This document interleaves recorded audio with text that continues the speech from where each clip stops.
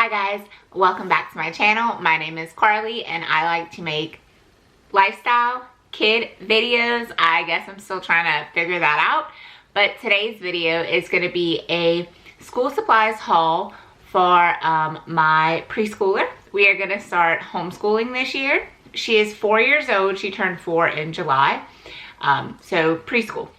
So our list of school supplies that we purchased is because we're following a curriculum. So the curriculum stated that we needed these things, but honestly, I think almost all of them you could still use. Maybe you won't need as much of some of the things. So for example, I have quite a few notebooks that we have, and you probably don't need all of those if you're not following a curriculum. Anyways, enough blabbering. I'm just going to tell you guys what we purchased this year. And at the end of the video, I'm also going to give you a little bit of a list of other things that we already had in the house that I think we are going to use for preschool, and that would be super beneficial. You probably have some of these things at home already. All right, so again, most of my purchases are because of our curriculum, but not all of them. So I'm just going to show you these first 3 things that I picked up at the Dollar Tree. First is shaving cream. Probably not what you were expecting for the first item. I don't know about you guys, but I remember playing in shaving cream in kindergarten, and it was so fun. We do science experiments with shaving cream. We can write letters, shapes, just kind of draw, design. It's fun. We needed some more, so I picked some up. Again, the Dollar Tree.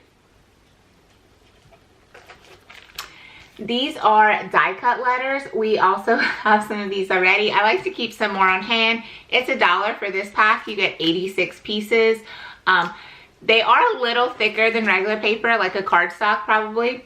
So they can be a little flimsy if you're rough on them, but they are amazing to have. We use them for all sorts of activities, including sensory bend, letter recognition. So these are going to be really fun. And the last thing I purchased from the Dollar Tree for this haul was this inflatable globe. I just got this because my daughter is super interested in maps and countries. My in-laws live in another country, so we're constantly talking about that. So I just thought this would be super fun. It was $1, and just, you know, it's fun. A nice introductory type of globe, I guess. Moving on, might be a few random things, but this is needle and thread, or I guess this would be string. It's pretty thick for thread. Our curriculum asks for something like this, and I'm not even sure if this is going to work. I just kind of found it at a discount store and thought that it would work well.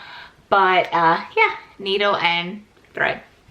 I got this cool bucket of foam stickers. Again, I found this at a discount store, and our curriculum calls for like letters, numbers in different forms, so like different types of manipulatives. So I thought that it would be cool to have like some foam ones. I have the paper ones like you just saw. Those also come in numbers.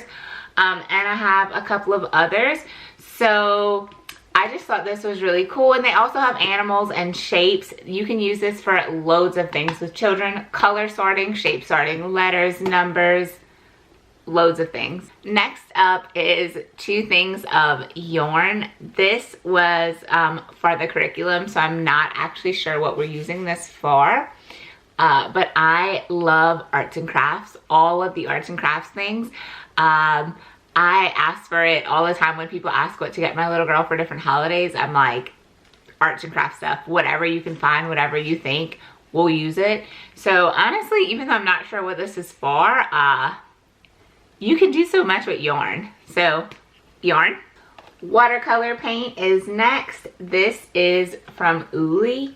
We really like that brand. We have loads of art supplies from them. Or Watercolor Gel Crayons. So very similar. You just use it as a crayon and then you wet the little paintbrush, and it looks like a watercolor effect. Some oil pastel crayons. Some modeling clay. I actually found this set in the dollar section at Target for $3, which is way cheaper than the modeling clay we bought previously. Sidewalk Chalk. in my opinion, you can never have too much sidewalk chalk or bubbles when you have a little one. A planner. Now this is the planner that my curriculum offered. You could buy it extra, and it's really simple, really easy to follow. We are using Blossom and Root for anyone interested. Early Years Volume 2 second edition. So I just bought this one, but any type of planner, notebook that you can turn into a planner. It's not necessarily for your child, but beneficial for you, and will make things probably a little bit smoother for you and your child. Next up, I have some notebooks, or this is called a sketch diary, so no lines inside. Pretty good size for my daughter. Some writing paper. Let's see. So, ooh. There we go. The lines are a lot bigger, easier to use for those new early writers. Just a regular wide rule notebook. A little bit random, but a tablecloth. If you're planning to do some art at your kitchen table or a coffee table or something like that, that's a good call. Keep the messes at bay. Next up, I have a couple of books. Again, these fit with my curriculum, but I think they're good books already. We have a lot of books that we're gonna end up checking out of the library to follow with our curriculum. But honestly, just books. Books are so beneficial. It does not have to be these specific books. But again, I do think that these three are some good books. First, I have The Proudest Blue. The story of Ferdinand. If you've seen Ferdinand the movie, that movie was based off of this book. Last Store on Market Street. And that's it for curriculum-based books. I also picked up this I Can Count to 100 book. Manipulatives or drawing something out would work just as well, but I thought this was super cute. So there's 100 dogs, 10 in each color, dinosaurs, cats, and a couple of other things in the back. I thought this was a super cute find for $3 at Target.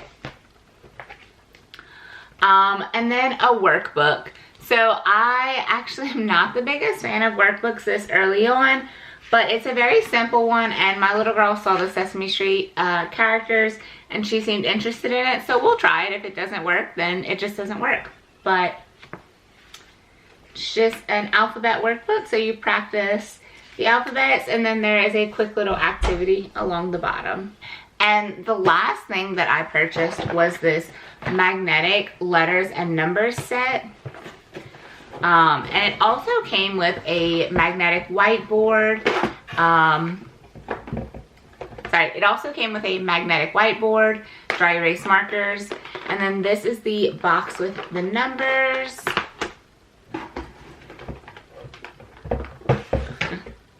And this is the box with the letters. They were organized a little bit nicer upon arrival, but we accidentally spilled some and did our first sorting activity with it, unplanned. But I'm super excited for this set. Something that's really similar that would work is just those little plastic, like, I call them fridge magnets, but I mean, you don't have to use them on the fridge. We do have a set that we've had for a long time, but we bought it from a discount store, and I believe it was so discounted because there was a few pieces missing. So I decided it was time to upgrade and get something a little bit nicer. So we got this. But again, those fridge magnets work just as well if you have a good set of them. So that's actually everything that I purchased for this year.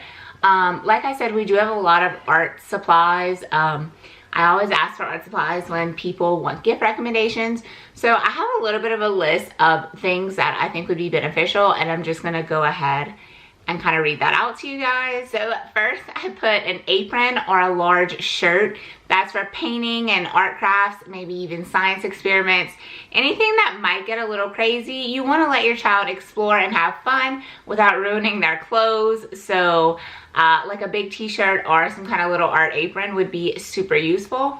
Other things I have listed are cardstock paper, copy paper, construction paper, a roll of art paper. If you can kind of see back here, like on that easel, like something like that you would find with like an art easel, something you can easily roll out. Also, kite paper and photo paper would be really fun, those two together, or even not together. You can do a lot of cool art with that. Scissors, glue, tape, stapler, hot glue gun, of course, with your supervision. We have, obviously I have regular scissors in the house, but we also have those plastic kid scissors that actually came with a little cutting workbook. Super fun, super easy. Ours are from Melissa and Doug. I can try to link them down below. I also wrote down washable paints, poster paints, acrylic paint, any other type of paint besides just your regular watercolors. A whiteboard or a chalkboard. If you have an easel like this, ours is a whiteboard on one side, chalkboard on the other, and then you can pull paper down. That's really handy, but we also have a smaller like handheld whiteboard. We also recently picked up a couple like this. So this is like an easy handheld whiteboard. This comes from the Dollar Tree. I actually purchased these for like a family game night idea that I have, but these would work really well. I mean, it is literally just a whiteboard, but these are not magnetic. So you might want to spend a little bit more money and get something magnetic if you plan to use any kind of magnets or like your magnet letters with it. If not, these are cool. To go along with your whiteboards, obviously you're going to want some kind of dry erase markers. To go along with your chalkboard, you're obviously going to want some kind of chalk. We also have these really cool chalk crayons that don't have that like dusty mess. I've seen chalk pens, which are pretty much like the crayons at the Dollar Tree before, or even chalk markers are super fun. Give your child a little bit of a variety to play with. Crayons, color pencils, markers. You guys probably have most of that on hand if you have a little one already. I wrote sensory bin materials, and that is super open-ended. You can use all kind of things that you have in your house.